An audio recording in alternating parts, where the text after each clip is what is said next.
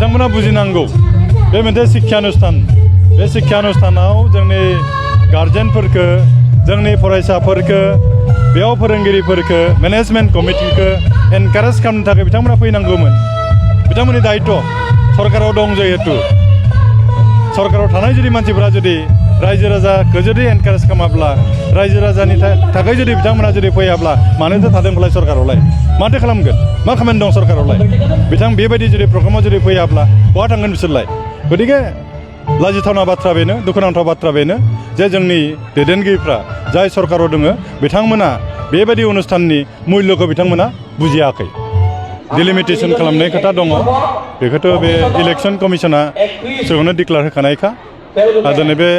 जानो थांगासिनो दं आं आसा खालामगोन जिहेतु दाखागोन निस्सय जोंनि थाखाय गाज्रि जानाय नङा जोंनियाथ' रंजाथावना बाथ्रा बे जागोन पार्लियामेन्ट सिटआ क'क्राझार चिरां मोनसे जागोन मोननै डिस्ट्रिक्टनि मोनसे जागोन उदालगुरि तामुलपुर आरो बाक्सा डिस्ट्रिक्ट मोनसे पार्लियामेन्टारि सिट जागोन आरो जुदि जों बर'फोरा जुदि खौसे जायोब्ला इउनाइटेडलि जुदि फाइट खालामोब्ला सानै एमपि मोननायनि स्कप जोंहा थाबाय बे जोंनि थाखाय मोजांसिन जागोन बाखि एसेम्बलि सेगमेन्टआथ' बिटिसिनि सिङाव जों जुदि बर'फ्रा जुदि खौसेयै जुदि थानो हायोब्ला निस्सय जोङो मोजां राजखान्थि हान्जा थानानै जोङो जोंनि रायजो राजाफोरखौ जों सहाय खालामनो हागोन जोंनिनो जोङो लिडारफोरखौ जों मोनजोबगोन रिप्रेजेन्टेटिभफोरखौ जों मोनगोन जोंनि गावनि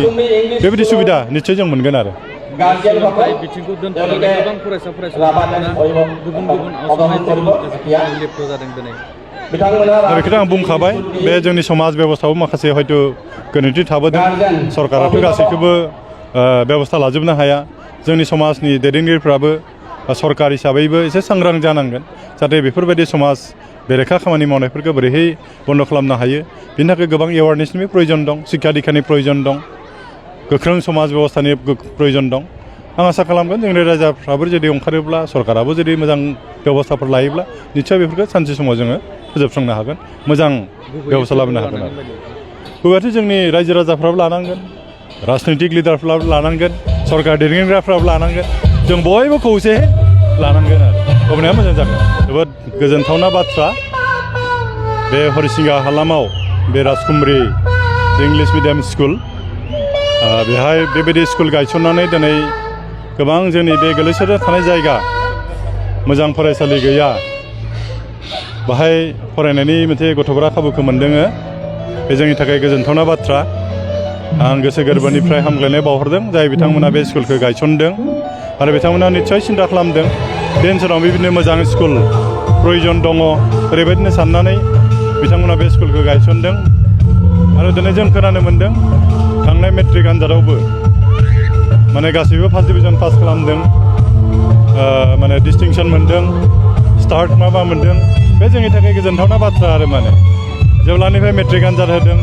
100% मेट्रिक आनजादाव पास खालामदों बिदि मोजां स्कुल होननानै जों बुंनांगोन ओरैनो आसा खालामगोन फैबाय थानाय समावबो बे फरायसालिया बेबायदिनो मोजां रिजाल्ट खालामथों जोंनि फरायसाफ्रा मोजां शिक्षा मोनथों बेखायनो आंनिफ्राय हास्थायनाय थाबाय गोजोनथाव खौरां गुरुदेव Kalicharan institute of training and मेनेजमेन्टआव 2022-2023 बोसोरनि थाखाय सोलोंसाफोरनि मुं थिसननाया सोलिगासिनो क'क्राझार सोहोरनि सोनाब फारसे गौरां दैसा सेर डाइट कलेजनि साखाथि क'क्राझार बागिसायाव थानाय गुरुदेव Kalicharan institute of training and मेनेजमेन्टआव इलेक्ट्रिशियन आरो कम्पिउटार ऑपरेटर आरो प्रोग्रामिंग एसिस्टेंट कोर्सनि थाखाय मुं थिसननाया सोलिगासिनो दं इलेक्ट्रिशियन कोर्सनि थाखाय 20 आरो सीओपी कोर्सनि थाखाय 40 मासि दं बेनिखायनो गोसो गुदुं सोलोंसाफोरा थाबैनो मुं थिसननो हागोन मुं थिसननायनि जोबथा अक्ट'आ 25 जानुवारि 2023 सिम सोलिगोन